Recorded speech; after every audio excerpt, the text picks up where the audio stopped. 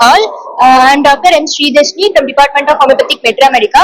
Today I'm going to talk about podcast technology implemented in a competitive exam environment.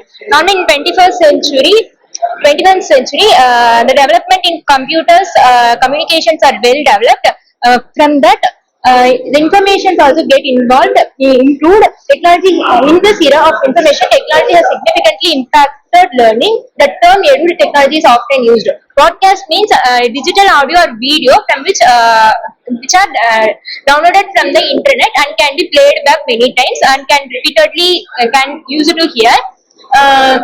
என்னோட aim and objectives என்ன அப்படின்னா to provide a comprehensive and accessible platform for learning about homeopathic materia medica to offer target strategies and tips for exam preparation time management and stress reduction.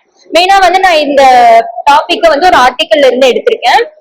மெயினா அந்த article என்ன இருந்துச்சு அப்படின்னா ஸ்டூடெண்ட்ஸோட English speaking ஸ்கில்ஸை வச்சு இந்த இது எடுத்திருக்கேன்.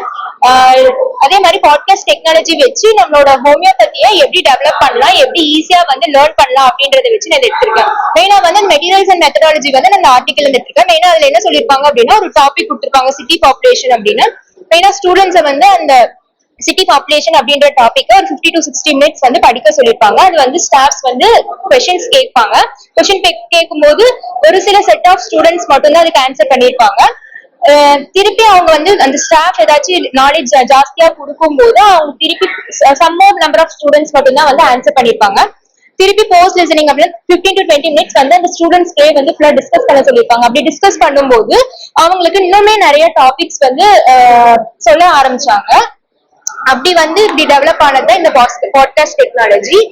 மெயினா இதோட ரிசல்ட் என்ன அப்படின்னா நம்ம இந்த மாதிரி பண்ணும்போது நம்ம படிக்கிறதுமே ரொம்ப ஈஸியா இருக்கு, கான்சென்ட்ரேட் பண்றது ஈஸியா இருக்கு, ரிமெம்பர் பண்றது ரொம்ப ஈஸியா இருக்கு அப்படின்னு சொல்லியிருப்பாங்க. இப்ப நம்ம இந்த ஹோமியோபதியில எப்படி இது ஈஸியா ஆகுது அப்படின்னா ஹோமியோபதி வந்து ஒரு வேர் சப்ஜெக்ட் போர்ஷன் அப்படின்னு சொல்லியிருப்பாங்க.